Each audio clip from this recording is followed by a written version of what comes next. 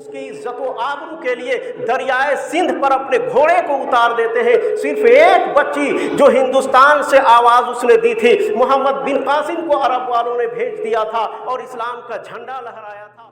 صلی اللہ تعالی علیہ وسلم ہزار بار بشویم دہش مشکلات جو اسلامیت گفتن کمال بے ادبی است. میں نے جس آیت کریمہ کی تلاوت کی ہے، اللہ رب الجلال اپنے کلام مجید میں ارشاد فرما رہا ہے، ان الذین یؤذون اللہ ورسولہ، وہ لوگ جو اللہ اور اس کے رسول کو تکلیف پہنچاتے ہیں، لعنہم اللہ فی الدنیا والآخرہ، ان لوگوں پر اللہ کی لعنت ہو دنیا میں بھی اور آخرت میں بھی. ذی الحجہ کا مہینہ شروع ہو چکا ہے اور 7 تاریخ یعنی سنیچر کو قربانی ہے. بیچ میں ایک جمعہ اور پڑ رہا ہے، اس لیے قربانی کے تعلق سے کچھ مسائل انشاءاللہ اگلے جمعہ میں بیان کیا جائے گا.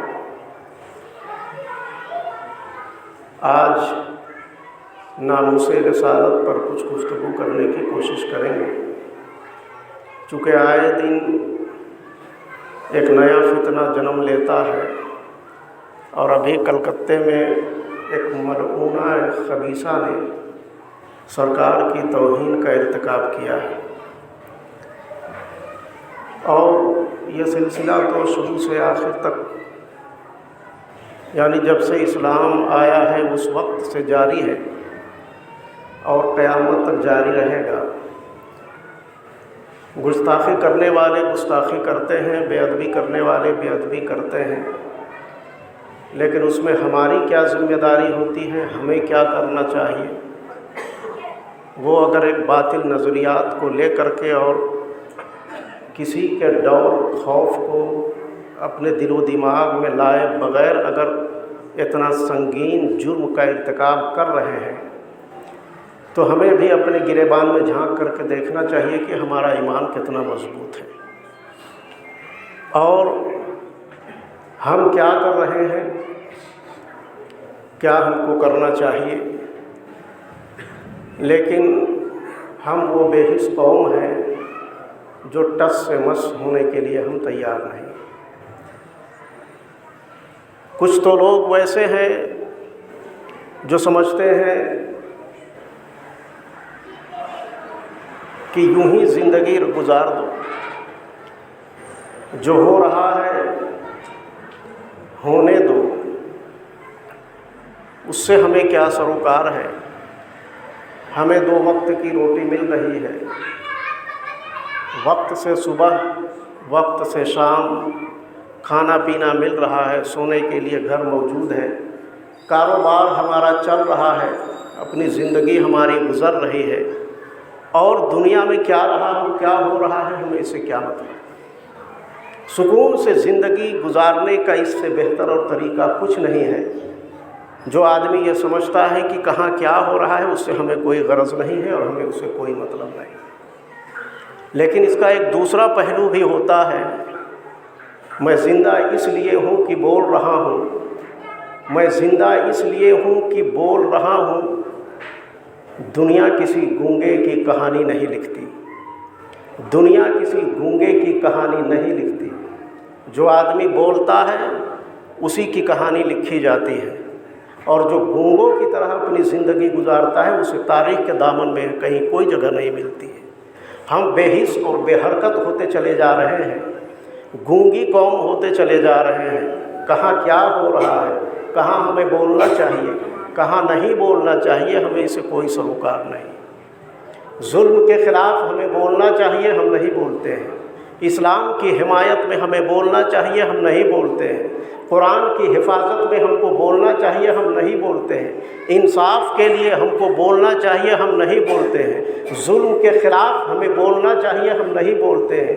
عدوان کے خلاف ہمیں بولنا چاہیے، ہم نہیں بولتے ہیں۔ زیادتی کے خلاف ہمیں بولنا چاہیے، ہم نہیں بولتے ہیں۔ اور اسلام دشمنوں کے خلاف ہمیں بولنا چاہیے، نہیں بولتے ہیں۔ گستاخ رسول کے خلاف ہمیں بولنا چاہیے، ہم نہیں بولتے ہیں۔ چوروں کے خلاف ہمیں بولنا چاہیے، ہم نہیں بولتے ہیں۔ جو ہمارے ایمان کے ڈاکو ہیں اس کے خلاف ہمیں بولنا چاہیے، ہم نہیں بولتے ہیں۔ کفار و مشرکین کے خلاف ہمیں بولنا چاہیے، ہم نہیں بولتے ہیں۔ ظلم اور عدوان کے خلاف ہمیں بولنا چاہیے، ہم نہیں بولتے ہیں۔ ہم گونگے ہو جاتے ہیں، ہم یہ سمجھتے ہیں جو ہو رہا ہے ہونے دو، چپ چاپ دیکھتے رہو، چپ چاپ اسے سنتے رہو۔ زندگی میں بہترین سکون کے ساتھ زندگی گزارنے کا اس سے بہتر اور کوئی طریقہ نہیں ہے۔ لیکن اللہ کے رسول سرور کائنات صلی اللہ تعالیٰ علیہ وسلم نے جو ہمیں درس دیا ہے، جو ہمیں پیغام دیا ہے، جو ہمیں دین دیا ہے، جو ہمیں شریعت دیا ہے، اس میں یہ واضح طور پر اللہ کے رسول کا فرمان موجود ہے کہ جو ظالم ہے اس کا تم ہاتھ پکڑو، اور اگر وہ تمہارے اپنا ہی کیوں نہ ہو اس کے خلاف تم بولو۔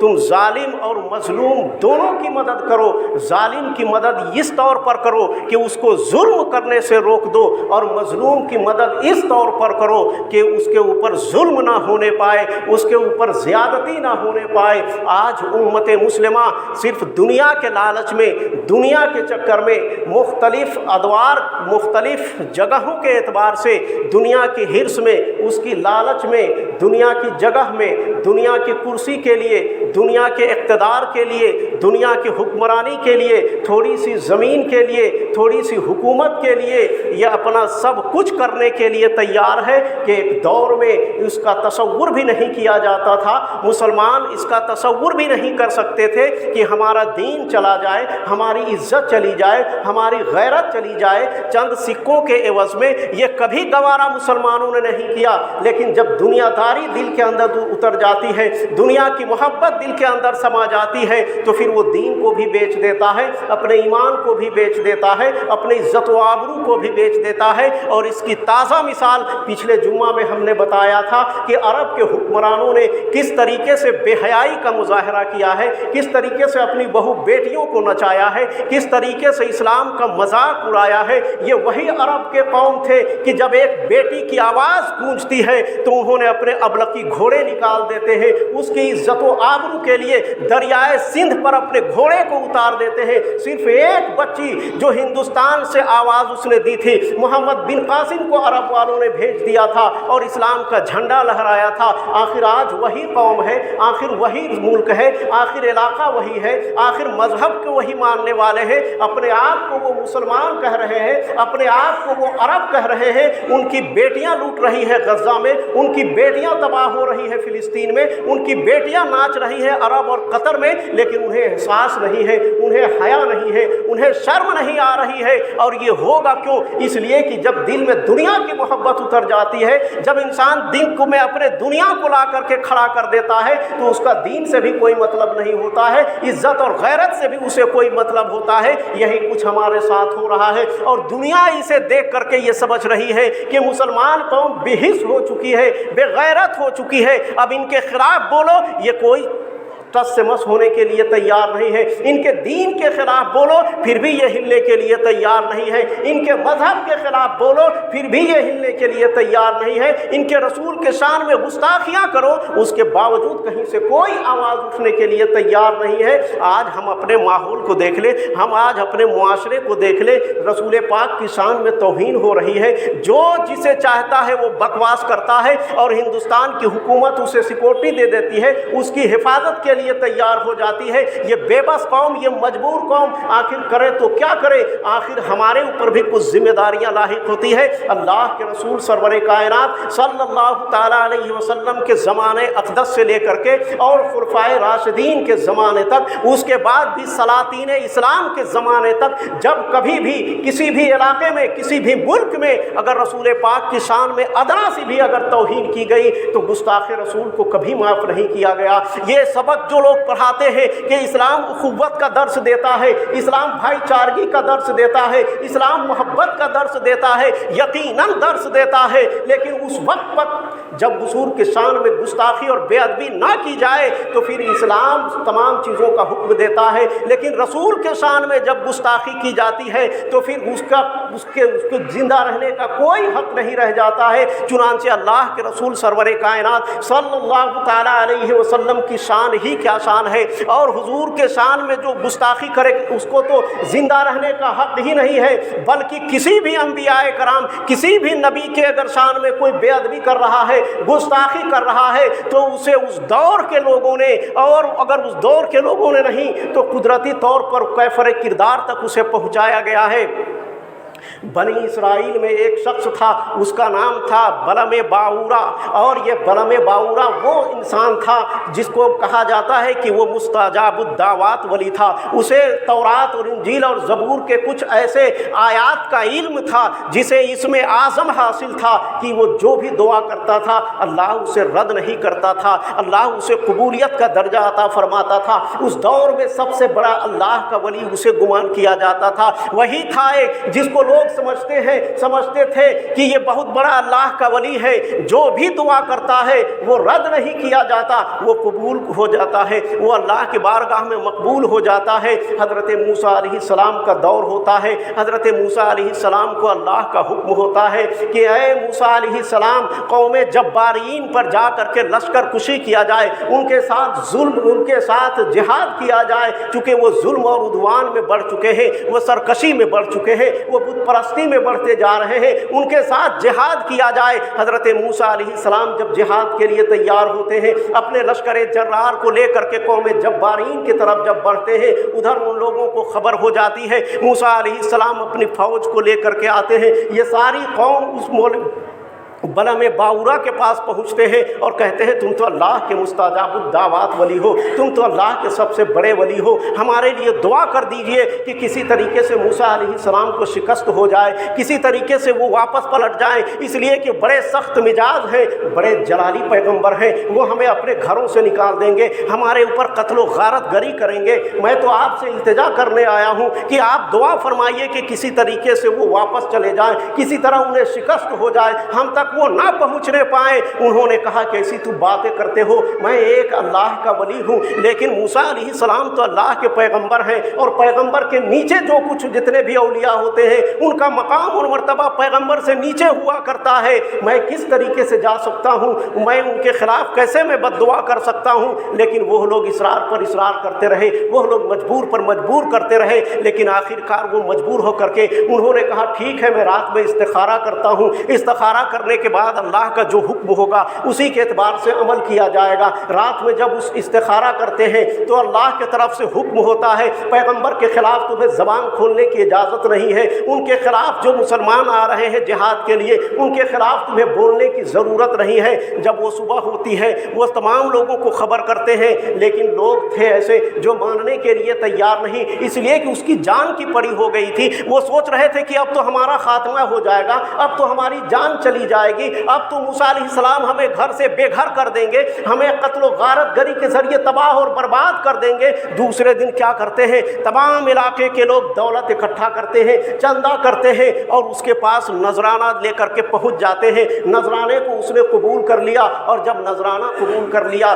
तो फिर उन लोगों ने उसे दबाव दिया, कहा कि अब आप बद्दुआ कर दीजिए, कबूल हो या ना हो, लेकिन आपको बद्दुआ करने में क्या जाता है। एक पैसा एक ऐसी चीज़ है ना, दौलत एक ऐसी चीज़ है जो अच्छों को राह से भटका सकती है। जब पैसा आता है तो इंसान तकब्बुर और गुरूब का मुजस्समा बन जाता है, जब दौलत आती है तो इंसान फिरौन बन जाता है, जब पैसा आता है तो इंसान नमरूद बन जाता है, जब दौलत आती है तो इंसान कारून और हामान और शद्दाद बन जाता है। उसकी निगाह ज़मीन पर नहीं टिकती है, वो तो आसमानों में देखा करता है। वो समझता है कि अब मेरे के सामने कोई कुछ नहीं है, सारी तवानाई तो मेरे हाथ में है। लेकिन जब अल्लाह उसका इंतकाम लेता है, दुनिया में उसको मुँह छुपाने की जगह नहीं मिलती है। जब दौलत को नजराना उसको दिया लोगों ने, दौलत को जब उसने कबूल कर लिया, नजराने को उसने कबूल कर लिया, तो बद्दुआ देने के लिए तैयार हो गए। आजकल के पीरों का भी यही हाल है। पीरों ने नजराना लेकर के इस कौम का बेड़ा गर्क कर दिया है। पीरों का हाल भी यही हो चुका है। जो मुरीद ज़्यादा नजराना देगा उसके यहाँ जाएंगे। हक बोलने की उसे ज़रूरत नहीं। अगर हम हक बोलेंगे, अगर दाढ़ी के खिलाफ बोलेंगे तो नजराना बंद हो जाएगा। अगर बदमजहबों के खिलाफ बोलेंगे तो नजराना बंद हो जाएगा। अगर इसको हरामकारी से रोकेंगे तो हमारा नजराना बंद हो जाएगा। इसीलिए चुपचाप रहे और नजराना बटोरते रहो और दौलत इकट्ठा करते रहो। ये हाल था उस दौर का, और इस दौर का तो और ज़्यादा बदतर हाल हो गया है। लोग पैसों में बिक रहे हैं, चंद सिक्कों में बिक रहे हैं, थोड़ी सी दौलत में बिक रहे हैं। अपनी अफरादी कुव्वत बढ़ाने के लिए लोग अपने ईमान का सौदा कर रहे हैं। जब उसने नजराने को कबूल कर लिया, फिर बद्दुआ के लिए वो जाता है। और हुस्बान नाम का एक पहाड़ था, उस पहाड़ी पे जा करके ये दुआ या बद्दुआ किया करता था। अपने गदही पर जब वो सवार हो करके उसके तरफ जब जाने लगता है, उसके गदही ने 3 बार उसे गिराया और ज़बाने हाल से उसने बताया कि पैगंबर के खिलाफ तुम्हें होने की ज़रूरत नहीं है, मुसलमानों के खिलाफ बद्दुआ करने के लिए तुम मत जाओ। लेकिन इतने 3 बार गिरने के बावजूद भी उसे होश नहीं आया, उसे याद नहीं आया कि मैं करने क्या जा रहा हूँ। जब उसे होश नहीं आया, वो गदही ने अल्लाह की बारगाह में दुआ की, ऐ परवरदिगार आलम, मुझे ज़बान दे दे ताकि मैं इसे समझा सकूँ, ताकि मैं इसे बता सकूँ। अल्लाह ने उसे गोयाई की ताकत अता फरमा दी और वो गदही बोल रही थी कि ऐ बलम बाऊर, तुम किसके खिलाफ बोलने जा रहे हो? तुझे पता नहीं है वो अल्लाह के पैगंबर है? तुम्हें मालूम नहीं है कि वो अल्लाह के बरगुज़ीदा पैगंबर है, वो अल्लाह के नबी है, वो रसूल है? तुझे पता नहीं है तुम किसके खिलाफ बकवास करने जा रहे हो? जब मैं आगे बढ़ती हूँ तो रास्ते मुझे फरिश्ते रोक लेते हैं, मेरे चेहरे को फेर देते हैं, उसके बावजूद तुम उसे ऐसी जगह पर ले जा रहे हो जहाँ तुम अल्लाह के और उसके पैगंबर के शान में गुस्ताखी और बेअदबी और उन्हें तकलीफ देने के सामान मुहैया करोगे। लेकिन उसके ऊपर तो दौलत का नशा सवार था, उसके ऊपर उसके अक्ल पर तो दौलत की पट्टी पड़ी हुई थी, उसे कुछ सूझ नहीं रहा था। आखिरकार जब उस जगह पर पहुंचता है और अल्लाह के बारगाह में बद्दुआ करने के लिए मूसा अलैहिस्सलाम के ताल्लुक से अपने हाथों को उठाता है, अल्लाह ने उसकी ज़बान को बदल दी। और जब वो मूसा अलैहिस्सलाम के नाम से बद्दुआ करने लगता था तो ज़बान से मूसा अलैहिस्सलाम का नहीं नाम निकलता था, बल्कि उन जालिमों और कौम जब्बारीन का नाम निकलता था। और जब वो कहता था अल्लाह उसे तबाह कर दे, तो फिर ज़बान से निकलता था ऐ अल्लाह कौम जब्बारीन को तबाह कर दे। आखिरकार उन लोगों ने उसे पकड़ा और जब उससे कहा कि तुम ये क्या बकवास कर रहे हो, हमने तुम्हें इतने पैसे दिए हैं और तुम मेरे खिलाफ ही बद्दुआ कर रहे हो। वो कह रहा था मुझे भी कुछ पता नहीं चल रहा है, मैं तो मूसा अलैहिस्सलाम का नाम लेना चाहता हूँ, लेकिन मेरी ज़बान से उनका नाम नहीं निकल रहा है, बल्कि तुम लोगों का नाम निकल रहा है। अभी थोड़ी ही देर में उसकी ज़बान सीने तक बाहर निकल आती है, कुत्ते की तरह उसकी ज़बान बाहर निकल जाती है। गौर करने का मकाम यह है कि एक वली होकर के, एक मुस्ताजाबुद्दावात वली होकर के, एक ऐसा वली जिसकी दुआ कभी रद्द नहीं हो सकती थी, अंबियाए कराम की शान में अदना गुस्ताखी का तसव्वुर उसके दिमाग में उठता है, उनके लिए बद्दुआ के अल्फाज निकलते हैं। अल्लाह उसकी इबादत को ज़ाय कर देता है, अल्लाह उसकी इबादत को, उसकी विलायत को छीन लेता है, उसके मुस्तादाबाद वली होने का उसको ख़त्म कर देता है और उसके ज़बान को कुत्ते की तरह बाहर निकाल देता है। मतलब क्या है, अगर कोई पीर भी अल्लाह के शान में, अगर रसूलुल्लाह के शान में बेअदबी और गुस्ताखी कर रहा हो, विलायत उससे छीन जाती है। अगर दीन का मजाक अगर कोई पीर भी उड़ा रहा हो, विलायत से उसका कोई सरोकार नहीं होता है। अगर दीन का मजाक और तमस्कुर उड़ा रहा हो और शरीयत से खिलवाड़ अगर कर रहा हो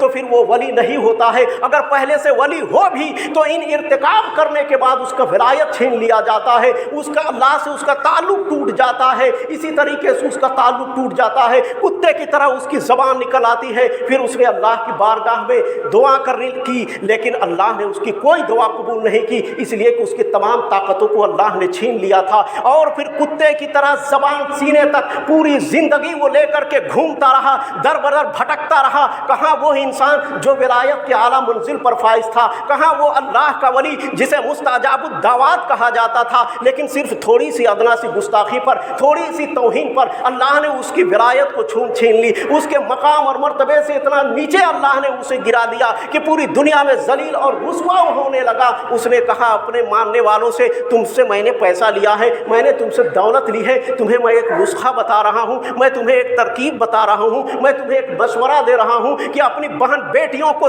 سیار کر کے, سجا کر کے اور سنوار کر کے قوم موسیٰ کے لشکروں میں بھیج دو. اگر کسی ایک آدمی نے بھی اگر زناکاری کے مرتکب ہو گئے تو سمجھو تم کامیاب ہو جاؤ گے, اللہ کا قہر ان پہ اوپر گزرے گا. یہ قوم جبارین کے لوگ اتنے بے غیرت ہو چکے تھے, اپنی ملک کو بچانے کے لیے, اپنی دولت کو بچانے کے لیے اپنی بہن بیٹیوں کو تیار کرتے ہیں اور ان سے کہتے ہیں کہ اس قوم کے لوگ تمہارے ساتھ جتنی زیادتی کریں تمہیں کچھ بولنے کی ضرورت نہیں ہے. ہماری عزت کا سوال ہے, ہماری غیرت کا سوال ہے, ہمارے ملک کا سوال ہے, ہمارے دولت کا سوال ہے, ہمارے اقتدار کا سوال ہے. انہوں نے اپنی بہن بیٹیوں کو تیار کر کے وہاں پر بھیجا اور وہاں کا حضرت موسیٰ علیہ السلام کے لشکری کا ایک آدمی ایسا تھا, اس نے ایک عورت سے زنا کر لیا, اور جب زنا کیا ایک دن کے اندر پھر اللہ کا عذاب ان لوگوں پر آتا ہے. اور طاعون کی شکل میں جب یہ عذاب آتا ہے, ایک دن میں 70,000 موسیٰ علیہ السلام کے ماننے والے صرف ایک گناہگار کی وجہ سے, ایک زناکار کی وجہ سے,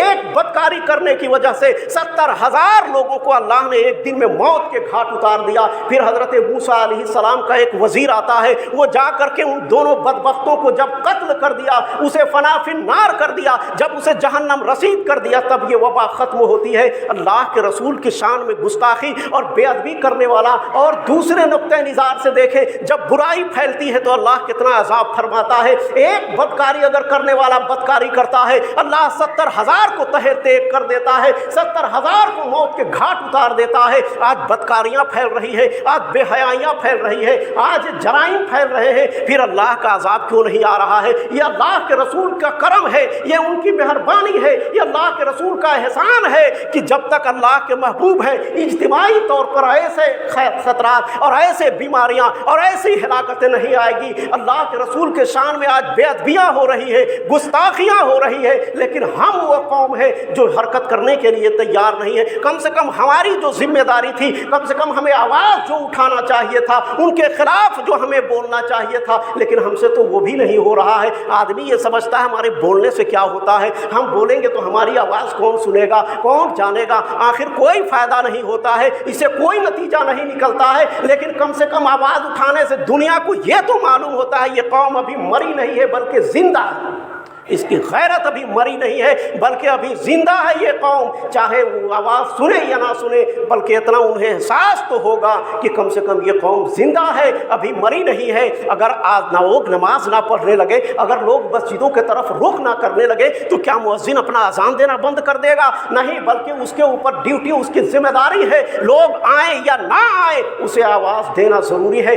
آج ہمارا حال کیا ہے؟ کتنے لوگ ہم مسجد آتے ہیں, کیا ہماری اذانیں بند ہو گئی؟ کیا ہماری جماعتیں بند ہو گئی؟ نہیں, کوئی آئے یا نہ آئے امام کی ڈیوٹی ہے کہ وہ نماز پڑھائے, مؤذن کی ڈیوٹی ہے کہ وہ اذان دے. کوئی آئے چاہے نہ آئے, جو ان کی ڈیوٹی ہے وہ اپنی ڈیوٹی کو پوری کرے.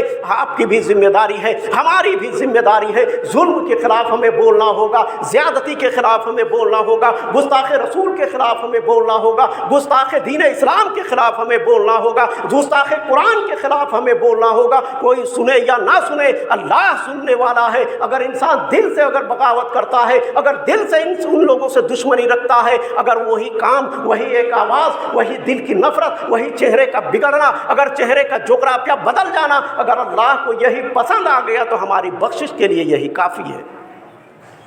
اللہ کے رسول سرور کائنات صلی اللہ, یہ تو موسیٰ علیہ السلام کی بات تھی. کسی بھی پیغمبر کے شان میں گستاخی کرنے والا کا انجام بڑا بھیانک اور بڑا خطرناک ہوتا ہے. اور آج ہمارے اس قوم میں جو نام نہاد مسلمان کہلانے والے ہیں, ان لوگوں میں بھی گستاخی رسول کے ارتکاب ہی کی وجہ سے ہم اسے دشمنی کرتے ہیں, جیسے وہابی دیوبندی ہوں. ورنہ اسے ہمارا رشتہ کیا ہے, اسے تعلق یا دشمنی ہماری کیا ہے؟ صرف یہی کہ وہ گستاخ رسول ہے, اس کے علاوہ اس سے ہماری کوئی دشمنی نہیں ہے. اللہ کے رسول صلی اللہ تعالیٰ علیہ وسلم کے زمانے میں ایک نابینا صحابی تھے, ان کی ایک بیوی تھی جو پہلے لونڈی تھی، انہوں نے اس سے نکاح کیا، اس کے 2 چھوٹے چھوٹے بچے تھے، اور اس کی بیوی اللہ کے رسول کے شان میں گستاخی کیا کرتی تھی۔ انہوں نے کئی بار منع کیا، جب وہ عورت نہیں مانی تو وہ صحابی رسول میں رات کے وقت اسے اپنے خنجر سے، اپنے بھالے سے رات کے وقت اس کا کام تمام کر دیا، اس کو موت کے گھاٹ اتار دیا۔ اور جب صبح ہوتی ہے، صبح ہونے کے بعد اللہ کے رسول صلی اللہ تعالیٰ علیہ وسلم نے جب پوچھا کہ کس نے یہ کام کیا ہے، کوئی بولنے کے لیے تیار نہیں۔ پھر آخرکار وہ نابینا صحابی دوڑتے ہوئے گرتے پڑتے اللہ کے رسول کی بارگاہ میں آتے ہیں اور کہتے ہیں یا رسول اللہ، یہ کام میں نے کیا ہے، اس لیے کہ یہ آپ کے شان میں گستاخی کیا کرتی تھی، بے ادبی کیا کرتی تھی، مجھے یہ گوارا نہیں ہوا کہ ایسے لوگوں کو اس دنیا میں جینے کا بھی کوئی حق ہو، اس لیے میں نے یہ کام کیا۔ اللہ کے رسول صلی اللہ تعالیٰ علیہ وسلم نے یہ نہیں کہا کہ تمہیں قصاص دینا ہوگا، تمہیں دیت دینی ہوگی، کسی طرح کا کوئی معاملہ نہیں تھا۔ ابن خطل جو پہلے ایک مسلمان تھا، بعد میں مرتد ہو گیا، اللہ کے رسول صلی اللہ تعالیٰ علیہ وسلم نے فرمایا 6 لوگ ایسے ہیں جس میں 4 مرد ہیں اور 3 عورتیں ایسے ہیں جنہیں کہیں بھی ملے انہیں زندہ رہنے کا کوئی حق نہیں ہے، انہیں جہاں دیکھو وہیں مار دو۔ اس میں ابن خطل بھی تھا، یہاں تک کہ کعبۃ اللہ کے غلاف میں جا کر کے چھپا ہوا تھا۔ وہ اللہ کے رسول کی بارگاہ میں خبر کرتے ہیں فتح مکہ کے روز کی، یا رسول اللہ آپ کا جو دشمن ہے وہ کعبۃ اللہ میں چھپا ہوا ہے، آپ بتائیے اس کے ساتھ کیا سلوک کیا جائے۔ اور جان لیجئے کہ کعبۃ اللہ وہ سرزمین ہے اور وہ مقام ہے جسے حرم کہا جاتا ہے، وہاں پر ایک مچھر اور مکھی کو بھی نہیں مار سکتے ہیں۔ یہ وہ جگہ ہے جہاں پہ مچھر اور مکھیوں کو بھی آپ مار نہیں سکتے ہیں۔ اللہ کے رسول صلی اللہ تعالیٰ علیہ وسلم یہ بھی کہہ سکتے تھے اسے وہاں سے نکال کر کے دور لے جا کر کے مارو تاکہ اس کا ناپاک خون کعبۃ اللہ میں نہ پڑے، لیکن اللہ کے رسول نے فرمایا اس خبیث کو وہیں قتل کرو۔ پھر انہیں صحابہ کرام نے پکڑ کر کے کعبۃ اللہ کے دیوار سے اسے وہیں پر لے جا کر کے قتل کر دیا، اس لیے کہ جو گستاخ رسول ہے اسے جینے کا کوئی حق نہیں ہے۔ اور اللہ کے رسول سرور کائنات یا کسی نبی کے شان میں اگر کوئی گستاخی کر رہا ہے تو ہمارا اس سے تعلق کسی طرح سے کچھ بھی نہ ہو۔ اعلیٰ حضرت فرماتے ہیں وہ چاہے تمہارا پیر ہو، تمہارا استاد ہو، تمہارا باپ ہو، تمہارا بھائی ہو، تمہارا بیٹا ہو، تمہاری ماں ہو، کسے باشد کوئی بھی ہو، اگر دیکھو کہ رسول اللہ کے شان میں اگر وہ گستاخی کر رہا ہے تو اسے دودھ سے جس طریقے سے مکھی نکال کر کے پھینک دیتے ہیں اسی طریقے سے اسے نکال کر کے پھینک دو۔ تم سے اس سے کوئی واسطہ اور کوئی راستہ نہیں ہونا چاہیے، تب جا کر کے انسان مومن کامل بنتا ہے۔ یہ دنیا چند روز کی ہے، ختم ہو جانے والی ہے۔ ہمارا ایمان یہی سب کچھ ہے، ایمان سلامت ہے تو سب کامیاب ہے، اور اگر ایمان نہیں ہے تو پھر کچھ نہیں۔ حضرت ابو طالب ایمان نہیں لائے تھے، سرکار سے کتنی محبت تھی، کتنی محبت تھی سرکار سے، پوری زندگی جب تک وہ باحیات تھے سرکار کی حفاظت کرتے رہے، لیکن ایمان انہوں نے لایا نہیں، آخرکار وہ جہنم میں جائیں گے۔ ہم اور آپ کس کھیت کے مولی ہیں؟ ایک سگا چچا اگر ایمان نہ لائے، ایمان کا خاتمہ ہو جائے، ایمان نکل جائے دل و دماغ سے، تو ان کی بخشش نہیں۔ ہم اور آپ کس کھیت کے مولی ہیں؟ ہمارا تعلق کیا ہے اللہ کے رسول سے؟ صرف ایمان ہی کا تو ہے۔ اگر ایمان ہی کمزور ہو جائے، ان کے دشمنوں سے ہماری دوستی ہو جائے، ان کے دوستوں سے ہماری دشمنی ہو جائے، تو پھر ہمارا ایمان بچتا کیا ہے؟ نماز پڑھتے رہو۔ یہ مولوی بلم باورا جس نے پوری زندگی عبادت کی اور اتنی عبادت کی کہ اللہ نے اسے وہ مقام عطا فرمایا کہ اسے کوئی دعا رد نہیں کی جاتی تھی، صرف تھوڑی سی غلطی کی پیغمبر کے خلاف بولنے کے لیے تیار ہو گیا تھا، اسے اس کے چھین لیا گیا، ولایت اس سے چھین لی گئی اور اسے ذلت کے دہانے پر لا کر کے رکھ دیا گیا، کتے کی طرح اس کی زبان سینے تک آ گئی اور پوری زندگی وہ اسی حالت میں رہا۔ اور علماء کرام فرماتے ہیں کل میدان محشر میں وہ کتے کی شکل میں جہنم میں جائے گا، اور اصحاب کہف کا کتا جو اولیاء کرام کی پہرے داری کرتا تھا وہ اسی بلم باورا کے شکل میں وہ کتا جنت میں جائے گا۔ وہ کتا جو اللہ کے ولیوں اور نبیوں سے محبت کرتا ہے وہ اس آدمی کے شکل میں جنت میں جائے گا، اور وہ انسان جو ولی تھا، جو مستجاب الدعوات ولی تھا، جو جسے اللہ نے بہت مقام اور مرتبہ دیا تھا، صرف ایک گستاخی کی وجہ سے اللہ نے اسے لعنت اس پر بھیج دی، کتے کی طرح اس کی زبان نکل گئی اور جہنم میں بھی وہ جائے گا تو کتے کی شکل میں جائے گا۔ ہم اور آپ اپنے آپ کا اندازہ کر لیں کہ ہمارا حال کیا ہے، ہم گستاخ رسول بد مذہبوں سے، بد عقیدوں سے ہمارا تعلق کیا ہے۔ لہذا اللہ رب ذوالجلال کی بارگاہ میں دعا ہے پروردگار عالم ہم تمام لوگوں کے ایمان کی حفاظت عطا فرمائے، اور جب تک زندہ رکھے ایمان کے ساتھ زندہ رکھے، جب خاتمہ فرمائے تو خاتمہ بالخیر نصیب عطا فرمائے۔ وما علینا